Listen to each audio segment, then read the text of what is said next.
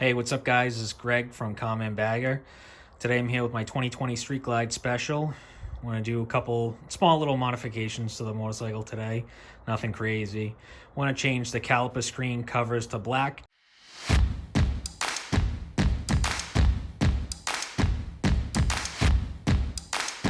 Just take these off with usually one hand, not a big deal. I don't have my videographer Chadley today, so bear with me.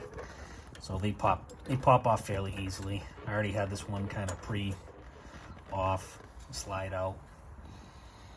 The double clips on the bottom, they go forward to the facing the ground, and then there's one on the top. I'm gonna go with the same orientation. The double on the bottom, top. I attempt to put this on with one hand.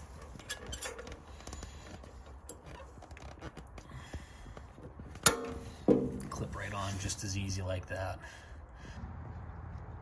Here's the other side done as well. Same installation, same part number for the other side. They're $29 a piece. They only come in sets of one. Hey you, remember to hit that subscribe button. And check out our featured videos.